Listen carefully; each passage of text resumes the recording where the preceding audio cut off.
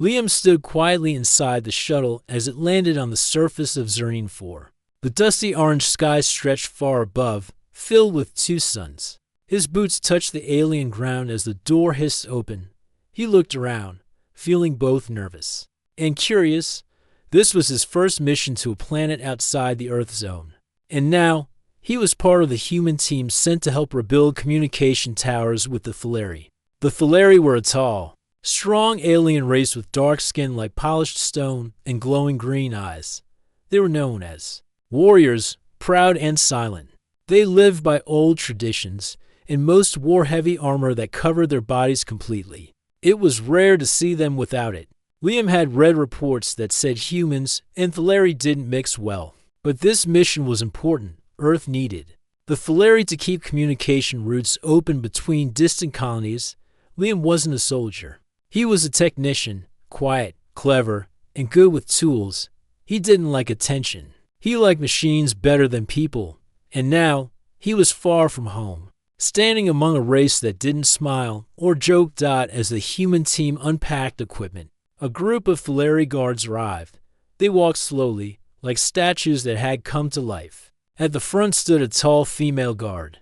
Her armor was deep silver with a blue symbol painted over her chest plate. She moved with power but didn't speak. One of the human leaders walked up to her and bowed slightly. Commander Riva will work with Technician Liam, the translator announced. Liam's eyes widened. Me? Work with her? He looked up at the tall armored woman, unsure what to say. She didn't offer a handshake. She only looked down at him, her face hidden behind her smooth helmet. Understood, Liam said quietly. For the next few days, they worked near the broken towers. The towers were old and had not sent signals for many years. Vines had grown around the metal. Dust filled the air. Riva did not talk much. She only pointed when needed or answered with one or two words. Liam tried to focus on the wires, the circuits, and the control boxes. But he could feel her eyes watching him as he worked. One evening, while the sun was setting and the sky turned purple, Liam sat on a metal crate and drank water. Riva stood a few meters away, her armor shining in the light. You do not fear me, she said suddenly. Liam looked up, surprised. It was the first full sentence she had said to him since they met. No, he said with a small smile. You haven't given me a reason to. Riva tilted her head. Most humans do. I'm not most humans, Liam replied. She didn't speak again, but she walked a little closer. Each day after that, Riva said a little more. She asked about Earth weather, animals, and food. Liam answered with stories. He told her about rain and how he used to sit by the window and listen to it fall. He told her about cats and how his grandmother had one that sat on her lap all day. He even explained chocolate and how it was his favorite sweet. Riva listened carefully, never interrupting. Her voice was calm, and her movements always controlled. Liam started to feel more comfortable. Sometimes, when he made a joke, he thought he saw her shoulders move, as if she almost laughed out one day. While they worked near the tallest tower, the wind picked up. Dust swirled around them. Liam pulled a scarf over his mouth and eyes. They sat under a metal cover and waited for the wind to pass. Riva sat across from him, her helmet still on. After a long silence, she asked, What do you desire most? Liam blinked. What I desire. She nodded. Your greatest want, your heart's call. He laughed softly. That's a big question. I am listening. Liam rubbed the back of his neck. He was tired, covered in dust, and sitting across from a warrior who never showed emotion. So, without thinking much, he said with a small grin, You? He meant it as a joke. He expected her to laugh or maybe say something dry in return. But she didn't speak. She didn't move. She simply stared at him. I was just kidding. He added quickly. Still, Riva didn't respond. She slowly stood and walked away, her armor silent in the wind. Liam sat there, confused. Did she take it seriously? He shook his head. No, it was just a joke, wasn't it? The next morning, Liam arrived early to check the control box on the eastern tower. He was used to being the first one there, but this time, someone was already waiting. Riva stood beside the box, without her armor. She wore a simple dark suit, light and soft. Her face was now fully visible. She had strong features, a long scar on her cheek, and dark eyes that looked directly into his. Her hair was short, tied back neatly. Liam stopped walking. His mouth went dry. "You asked for me," she said softly. He stared at her. "Riva, I knew it was a joke. In my people's ways, a request made with heart is a true bond call," she said. "I accept." Liam felt the ground shift under him. This was no longer a joke. Not to her. Not to the Flaherty. He didn't know what to say. Riva stepped closer. "You may refuse, but I have taken off my armor. That means I trust you. I stand open." And then she waited. Liam stood frozen. The woman in front of him was no longer the silent warrior in heavy armor. She was someone real. Her dark eyes were focused on him, calm but serious. He opened his mouth, then closed it again. "Riva, I didn't mean it like that," he said. "Finally, you said it clearly." Riva replied, "I accepted. My armor is removed. I am open. Do you take back your words?" Liam felt his heartbeat speed up. "I wasn't trying to trick you or make fun of your customs. On Earth, people sometimes joke about things like that." Riva didn't look angry, but she did look confused. "On Earth," she said slowly, "a person may offer affection without meaning it." Liam rubbed his forehead. "Not in a cruel way. Sometimes we just say things lightly, to be funny or friendly." She looked away for a moment, then nodded. "Then I misunderstood. Still, I chose to remove my armor. That cannot be undone." Liam didn't know what to say.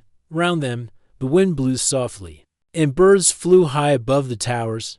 For a while, neither of them spoke. Then Riva broke the silence. "I will put my armor aside, not just in body, but in manner. Let us speak freely now." Liam blinked. "Freely? I will ask. You will answer." Riva said, "Then you will ask, and I will answer. This is the Flaherty way when to wish to know each other." He nodded, unsure but curious. Riva sat down on a stone block. She looked smaller now, still strong, but less distant. "First question," she said. "Do you always make jokes when unsure?" Liam smiled. "Sometimes. It helps me feel less nervous." "Then you were nervous around me." "Yes," he said. "You're tall, quiet, and we're full armor. That's a little scary for a technician like me." Riva gave a short, soft laugh, the first Liam had heard from her. "Your turn," she said. Liam thought, "Why did you accept what I said, even if you thought I meant it? Why take your armor off so quickly?" She looked at the ground for a moment. "In our culture, an open bond request is rare, but it must be answered with honesty. You looked into my eyes when you said it. Your voice did not shake. It touched me." She paused. "No one has ever asked for me." Liam didn't know what to say. She wasn't being dramatic. She was just telling the truth. It made him feel something deep inside, respect, sadness, and something else he couldn't name. They talked for another hour. Riva asked him about his job. Liam told her about how he loved fixing things that were broken. Machines made sense to him. They didn't hide feelings behind armor. Riva explained how she became a guard, not by force, but by choice. She trained hard to protect her people. Liam asked, "Do you like being a warrior?" "I used to," she said. "But after many years, I wonder what lies outside battle and duty. And now, I don't know yet," she said.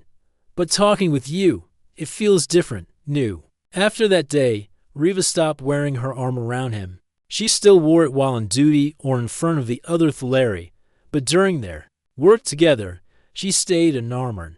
She also began helping Liam in ways she hadn't before. She lifted heavy parts for him, handed him tools before he asked, and even repaired a damaged panel while he rested. Liam started to enjoy her company. She still spoke in a careful way, but her voice grew warmer.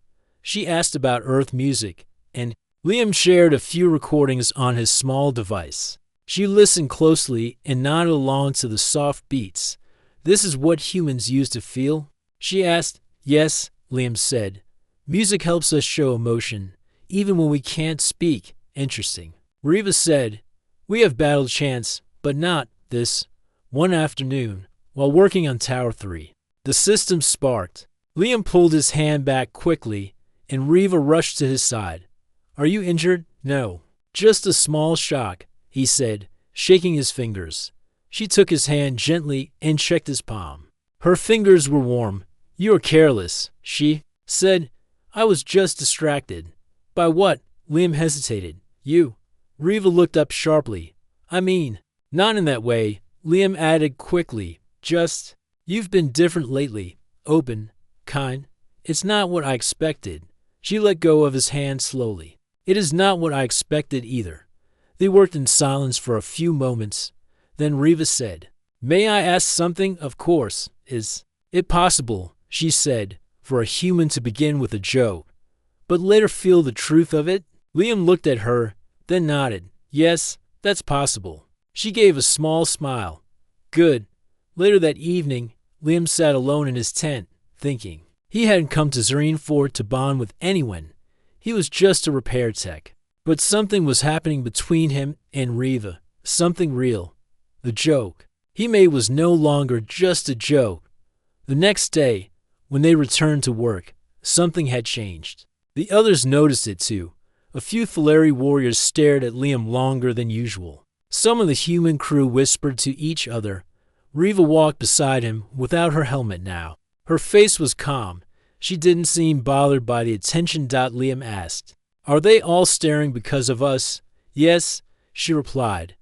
"When a guard removes armor for a bond, it is seen by all. Even if it started as a misunderstanding, it does not matter," she said. "Now it is real, and I am fine with that." Liam looked up at the towers. The wind blew gently around them. He thought about everything they had said and shared. Something inside him no longer wanted to run from it. He turned to Riva. "If I said it again now, but this time not as a joke, what would you do?" She didn't answer right away. She simply smiled and said, "Then I will believe you twice." The sky over Zerine 4 was soft blue that morning. A thin mist floated above the ground, and the twin suns were just beginning to rise. Liam stepped out of his tent, feeling the cool air on his face. His thoughts were still on what Riva had said the day before. "Then I will believe you twice." He didn't understand how things had changed so fast. Just a few days ago, he had been working quietly on towers, keeping to himself. Now, he was walking beside a Thaleri warrior who had removed her armor. Not just the metal shell, but also the wall around her emotions. As he reached Tower 3, he saw her waiting. She wore a soft, dark uniform, her armor left behind again. Her black hair was tied back, and her face was calm as always. But something was different. She looked peaceful. "Good morning," Liam said. "Good light, Liam," Riva replied, using the Thaleri way of greeting. They got to work, checking wires and scanning circuits. Riva held the tool kit while Liam climbed the side of the tower. They worked in rhythm now, like they had done it for years. "You climb faster now," she said, watching him. "That's because I trust you won't let me fall," he replied with a grin. She raised an eyebrow. "Then I will not disappoint you." After a while, they sat under the tower to eat. Liam handed her a protein bar from Earth, and she handed him a flat, sweet bread made from Zerine roots. They had started trading food lately. It had become a small habit between them. As they ate, Liam noticed Riva was looking at the sky. "What are you thinking about?" he asked. She didn't speak at first. Then she said, "The stars. When I was young, I used to think the stars were eyes watching us." Liam smiled. "I used to think they were windows." "Windows to what?" "To other lives, other places," he said. "I always wanted to know who was behind the glass." Riva looked at him. "Now you know." He laughed. "Yeah, I guess I do." Suddenly, the soft hum of an engine echoed in the distance. A small Thaleri patrol craft landed nearby. 3 armored guards stepped out and walked toward them. Riva stood quickly and nodded at Liam to stay still. The guards approached with strong steps. One of them removed her helmet, a tall female with a sharp face and gold marks on her armor. She looked at Riva, then at Liam. "Commander Riva," she said, "the elders have called a meeting. Now." Riva nodded. "Understood." The guard looked at Liam again. Bring the human. Liam stood slowly. Did I do something wrong? No, Riva said calmly. But this concerns both of us now. They were taken to the Phileri main hall, a wide, circular space made of stone and metal. At the center sat 5 elders, each wearing robes with silver threads. Their faces were old, marked with wisdom and time. Riva stood tall beside Liam as the elders looked down. Commander Riva, one elder said, we have been told that you remove your armor for a human. Yes, she replied. Is this true? Technician Liam, another elder asked. Liam swallowed and nodded. Yes, it happened. But I didn't know what it meant in your culture. You made a bond request, the elder said. Whether by joke or not, the act was witnessed. I didn't mean to disrespect anyone. Liam added quickly, I didn't know it would cause trouble. Riva spoke clearly. He spoke with heart, though he did not understand the weight. I accepted. I do not regret it. The elders looked at one another. The one in the center leaned forward. The bond between warrior and outsider is rare. It is not against law, but it must be tested. What kind of test? Liam asked carefully. A trial bonding, the elder replied. 30 days, you live together, learn each other. If the bond proves false, it is broken with respect. If it holds, it is sealed for life. Liam looked at Riva. She met his eyes without fear. I'm not sure what to say, he whispered. Riva turned to him. You do not have to agree. But you lose honor if I say no, he said softly. Riva didn't answer. She didn't need to. Liam took a breath and stepped forward. I'll do it. I'll accept the trial. The elders nodded. Then it begins now. Later that day, Liam and Riva were given a small shelter near the edge of the outpost. It had one room, a table, 2 chairs, and a simple sleeping mat on each side. It was peaceful. Away from noise, under the shadow of the tower's dot as they entered. Liam looked around. Well, this is going to be interesting. It is not a trap, Riva said. Only a chance. Liam placed his bag on a shelf. You've done this before. No, she said. No human ever made this request. No warrior ever accepted one from outside. They sat across from each other at the table. Riva spoke first. You should know. If this bond breaks, I will lose the right to lead. Liam blinked. You're risking your future for this. I already have, she said simply. He sat back, quiet for a long moment. Then he said, I want to do this right, not because I have to, but because I want to know you. Riva smiled slightly, then asked me anything. Liam leaned forward. What do you dream about? Riva blinked, surprised. That is a strange question. Tried to answer it. She thought for a moment. I dream of a place without armor, where I walk freely and no one expects me to fight. I dream of peace, of growing food, not defending land. Liam nodded. Sounds like a good dream. What do you dream? She asked. I used to dream of machines that fix themselves, he said with a smile. But lately, I dream of someone standing beside me when the work is done. Riva looked at him for a long time. Maybe we are not so different. Liam felt something shift between them, not forced, not rushed, just real. The joke he once made was now a choice, a slow, careful choice, outside. The stars began to rise again. Not just windows or eyes, but quiet lights watching to people begin something new. Liam woke up early.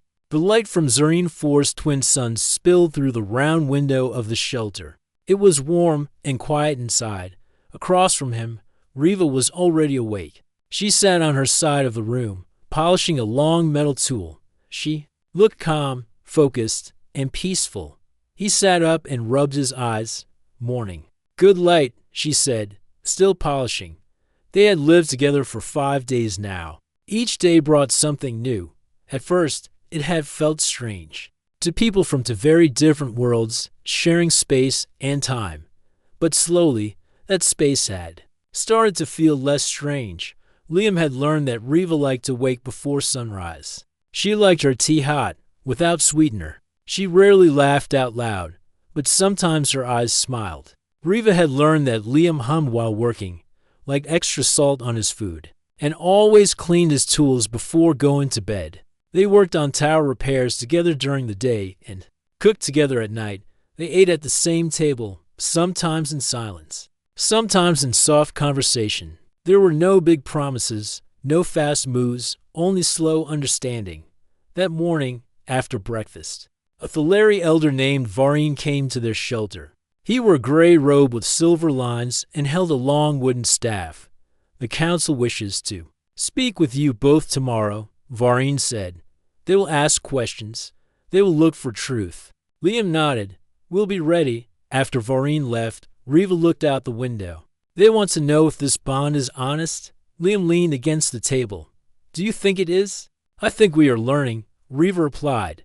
That is enough for now. Later that day, they returned to Tower 5. Riva climbed up this time, while Liam stayed below and checked the power readings. As she moved along the top beam, her voice came through the small headset.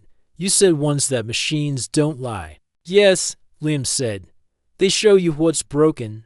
They don't hide it. I envy that, Riva said.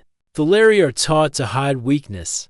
But hiding isn't strength, Liam said. Facing the truth takes more courage. There was a pause. Then she replied, You sound like a warrior. He laughed. I fix wires and drink too much coffee. Not very warrior-like. You face the unknown, Riva said. You walk beside someone strange and do not turn away. That is rare. They finished the tower repairs by late afternoon. As they walked back to their shelter, the air was cool and filled with the scent of dessert flowers. The twin suns were setting behind the hills. Inside the shelter, Liam sat near the heating panel while Riva prepared a small pot of stew made from local roots and herbs. Can I ask something personal? Liam said. Ask. Why did you choose to become a warrior? Riva stirred the pot. My mother was a fighter. So was her sister. I was born during a time of border battles. Training began when I was 10. At 16, I joined my first patrol. I never had time to ask myself what I truly wanted. Liam nodded. Do you think you want something different now? She looked at him. Yes. I think I want peace. I want to grow things instead of guarding them. I want to stop wearing armor all the time. You already stopped wearing it around me. That is because you are different, she said. You speak without force. You listen. You see me, not just my role. Liam looked down at his hands. Back on Earth, I never felt like I fit in. I worked hard, but no one noticed. I was just the guy who fixed things. But here, with you, I feel like I matter.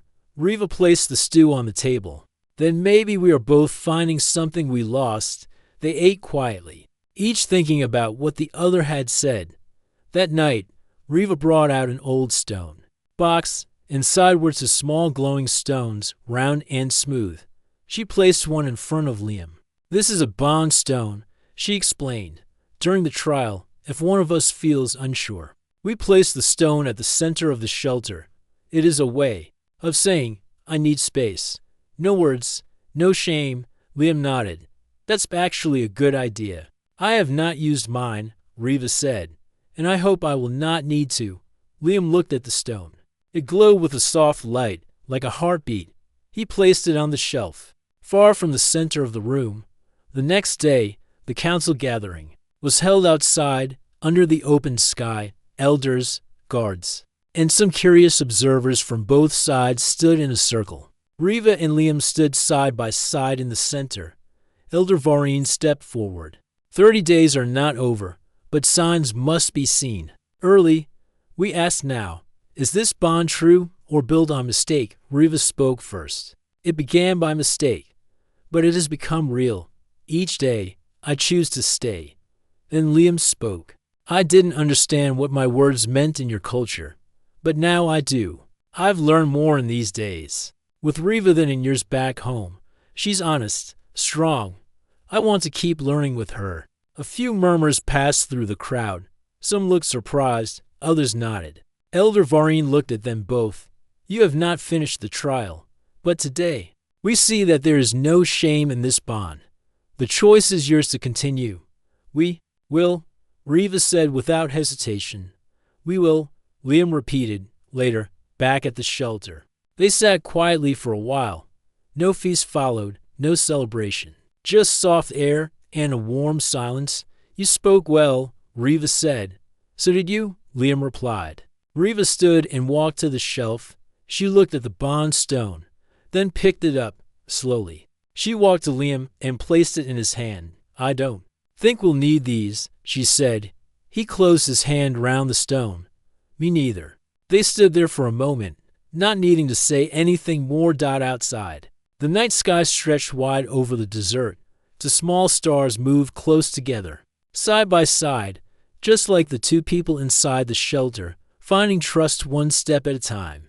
The sun rose softly over Zerine 4, casting warm light across the rocky ground.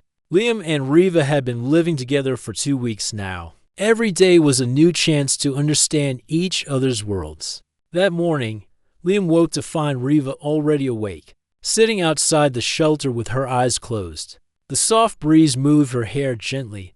Liam quietly stepped outside and sat next to her. Good morning, he said.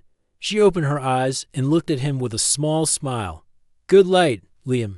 He reached into his bag and pulled out a small device.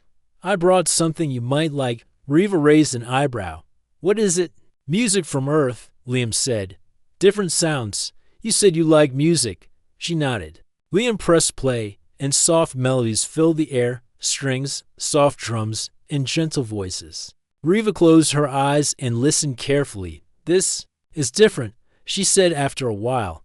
It feels like a story without words. Music tells feelings. Liam explained. Sometimes, when people can't speak, music is their voice. Riva smiled. Your voice is quiet but strong. They spent the morning talking about Earth and Zerine 4. Liam showed her pictures of Earth's oceans and forests. Riva told stories of deserts and mountains on her planet. You know, Liam said. I never thought I'd be friends with a warrior. Riva laughed softly. And I never thought I would remove my armor for a human. Liam looked at her seriously. I didn't expect to care so much. Nor did I, she said. Over the next days, they shared many small moments. Liam taught Riva how to use his tools and showed her how machines worked. Riva showed Liam how to use the Larry weapons, not to fight, but to respect their meaning.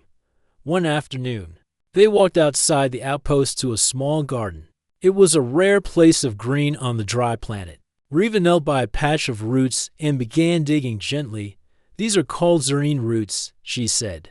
They grow slowly but feed many people. Liam watched her hands carefully remove the dirt. Earth has roots too, he said. But they grow faster. They talked about farming and growing food, something neither had thought much about before. That night, Liam cooked a simple meal with the roots and some spices. Riva tasted it and smiled. This is good, she said. You have the gift of cooking. Liam laughed. It's not hard, just not on machines. As days passed, their bond grew stronger. Riva began to speak more openly, and Liam learned to read the quiet moments between her words. One evening, as they sat under the stars, Liam asked, What scares you, Riva? She looked up at the sky. Losing who I am, becoming weak. You are not weak, Liam said softly. You are strong in ways I don't understand. Riva turned to him. And you, Liam, what do you fear? I fear being forgotten. That my life will be small and unnoticed. Riva reached out and took his hand. You will never be forgotten here. Liam felt warmth spread through him.